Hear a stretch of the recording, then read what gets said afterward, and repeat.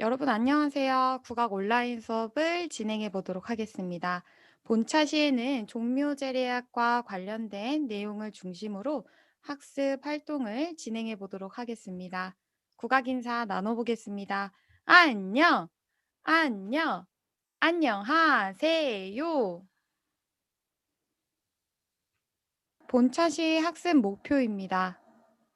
종묘제례학을 알아보고 음악을 감상할 수 있다입니다.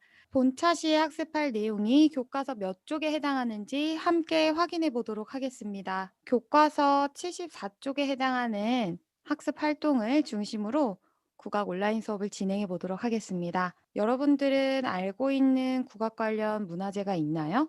화면에 나와 있는 학생들은 어떠한 문화재를 알고 있는지 함께 확인해 보도록 하겠습니다. 농악, 강강술래 등을 알고 있다고 하네요. 또한 남사당놀이도 배웠다고 합니다. 본차 시에 학습할 종묘 제례학에 대하여 알아보도록 하겠습니다. 교과서에는 종묘 제례학에 대해서 어떻게 설명하고 있나요? 종묘 제례학은 종묘에서 역대 왕과 왕비의 제사 때 쓰이는 음악입니다. 종묘 제례와 더불어서 2001년 유네스코 인류 무형 문화유산으로 지정이 되었는데요. 이는 종묘 제례학, 즉 우리의 문화재가 세계에서 인정을 받았다라는 점을 알 수 있는데 이는 국악의 위상과 가치를 알 수 있는 것이죠. 여러분, 종묘 제례학에 관하여 교과서를 살펴보았을 때 종묘 제례학이 어디에서 행한다고 했죠? 맞습니다. 종묘입니다. 함께 확인해 보도록 하겠습니다.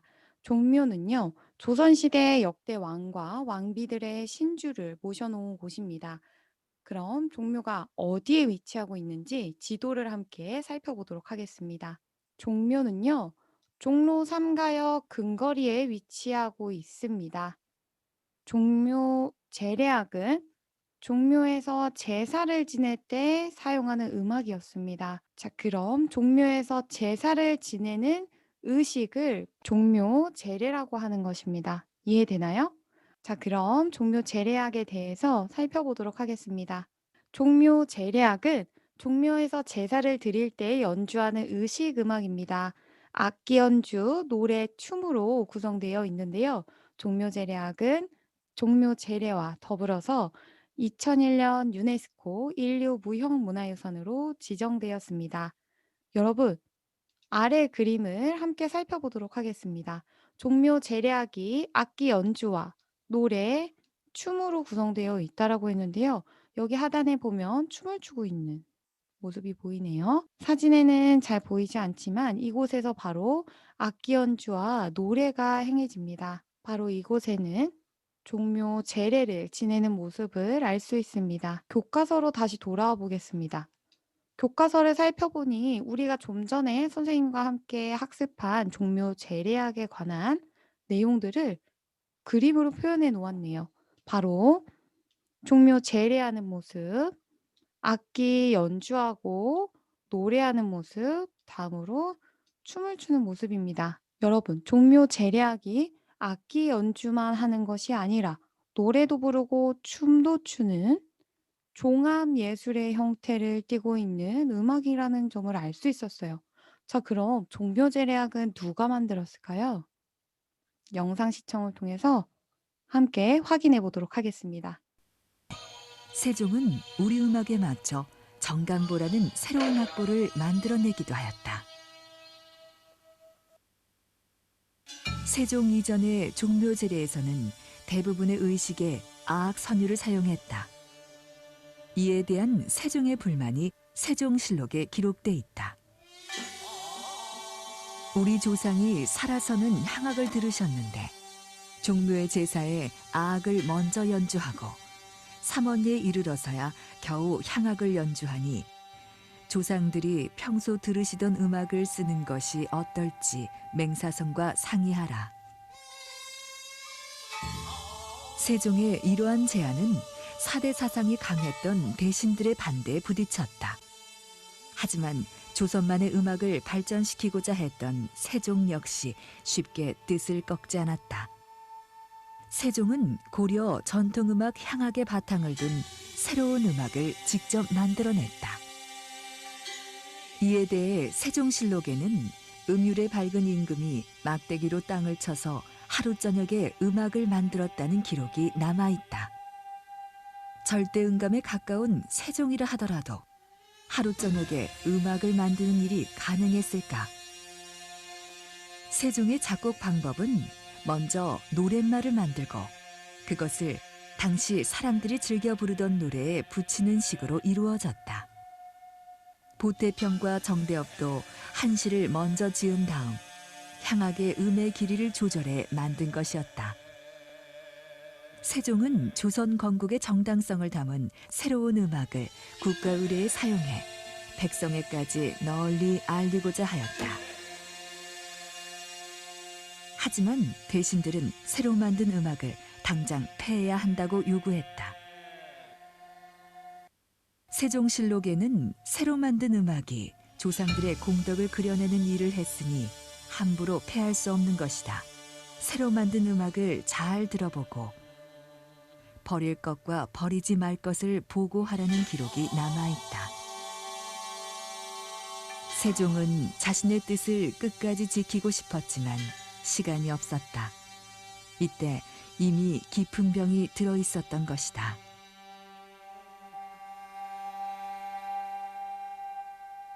세종의 뜻을 실현시킨 사람은 아들 세조였다. 진평대군 시절부터 절대음감이라 할 만큼 음악에 뛰어난 재능을 보였던 세조.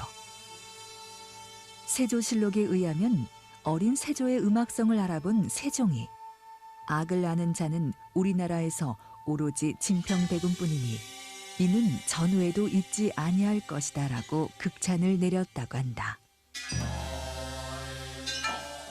세자 시절 세종의 예악 정비 사업에 참여하며 세종의 음악 정신을 공유했던 세조는 왕위에 오른 후 다음과 같이 이른다.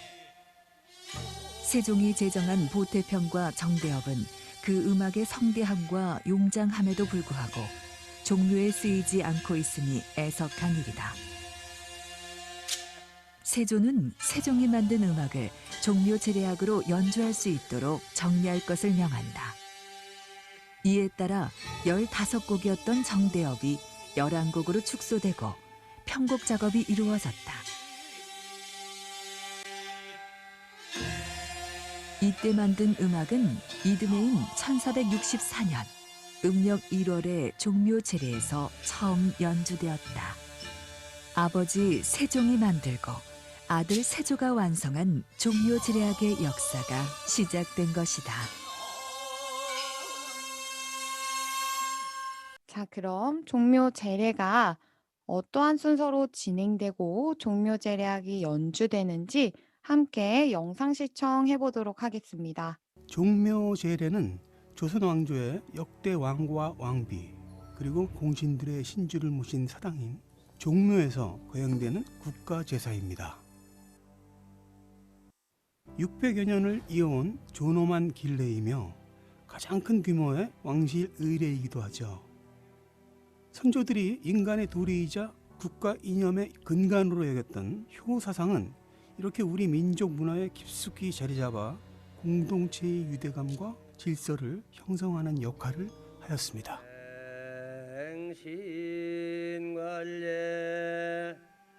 종묘제례는 신을 맞이하는 영신례로 시작해 신에게 패백을 올리는 전패례, 그리고 음식을 바치는 진찬례를 차례로 봉행합니다. 종묘의 신유에게 3번의 술잔을 올리는 의식은 제례의 가장 중요한 과정으로 순서대로 초헌례, 아헌례, 종헌례라고 부릅니다. 이어 복주와 조육을 음복하며 신이 주신 복을 받고 신이들을 보내는 송신례로 제례를 마칩니다. 종묘 제례는 임금을 비롯해 수백 명의 인원이 참여했고 화려함을 자랑하는 63가지의 제기가 사용되었는데 이를 통해 국가 제례의 위상과 품격을 볼 수 있습니다. 재래의식에 맞춰 연행되는 음악을 종묘재래악이라고 합니다. 편종, 편경을 비롯한 10여 종의 악기로 연주하는 기악과 노래, 춤으로 이루어져 있고 세종대왕이 창제한 보태평과 정대엽이 연주됩니다. 일무라 불리는 종묘재래악의 무용은 문무와 무무로 구성되는데 문무는 보태평에 맞춰 추는 춤으로 양손에 약과 적을 들고 연행하고 정대엽에 맞춰 추는 무무는 칼과 창을 들고 춥니다. 매년 5월 첫째 일요일 살아있는 역사의 현장에서 종묘대제가 봉행됩니다. 왕조의 조상들께 예법 그대로 제향을 올리는 종묘재래의식은 전 세계 어디에서도 찾아볼 수 없는 고귀한 장면인데요. 한국을 넘어 동양적 종합예술의 정수로 손꼽히는 종묘재래악과 함께 2001년 유네스코 인류무형문화유산으로 등재되어 그 가치를 인정받고 있습니다. 시간과 공간을 초월한 우리 민족의 위대한 정신적 문화유산 종묘재래 그리고 종묘재래악. 종묘재래악은 악기 연주와 노래 그리고 춤으로 구성된 종합예술 형태의 음악이라는 점을 알 수 있었습니다. 자, 그럼 종묘재래악에 사용되는 악기를 함께 확인해 보도록 하겠습니다. 박, 편종, 편경입니다. 다음으로 방향, 절고, 진고입니다. 축과 당피리, 태평소, 아쟁, 해금, 대금 등의 악기가 사용됩니다. 교과서를 함께 살펴보도록 하겠습니다. 여러분, 교과서를 살펴보니까 음악의 시작 부분에 사용되는 악기를 알아보자고 되어 있네요. 드오, 박, 딱, 딱, 딱, 쿵, 딱, 딱, 딱, 쿵. 우리가 좀 전에 살펴본 악기들 중에 축과 박이 있는데요. 음악의 시작을 알리는 악기를 함께 확인해 보도록 하겠습니다. 음악의 시작을 알리는 악기는 바로 박과 축입니다. 박은 박달나무로 만든 궁중음악 연주에 쓰이는 악기입니다. 축은요, 속이 빈 나무 상자에 뚫려 있는 구멍으로 나무 망치를 넣어서 밑바닥을 쳐서 음악의 시작을 알리는 악기입니다. 종묘재래악에서는 음악의 끝을 어떠한 악기로 알리는지 확인해 볼까요? 바로 어입니다. 어는요, 엎드린 호랑이 모양의 등에 27개의 톱니와 같은 홈이 있고 호랑이의 목을 9조각으로 쪼개져 만든 견죽으로 치거나 홈을 긁어서 음악의 끝을 알리는 악기입니다. 종묘재래악, 보태평 중 전폐이문을 영상 시청해 볼 건데요. 영상 시청할 때에 음악의 시작을 알리는 악기인 박과 축이 어떠한 소리를 내고 어떻게 연주되는지 확인해 보고 종묘재래악에 사용하는 각 악기들이 어떻게 연주되고 어떠한 음색을 내는지 주의 깊게 감상하면서 시청해 보도록 하겠습니다. 또한 음악의 끝을 알리는 악기가 어떻게 연주되는지 연주 방법도 영상 시청 통해서 확인해 보도록 하겠습니다.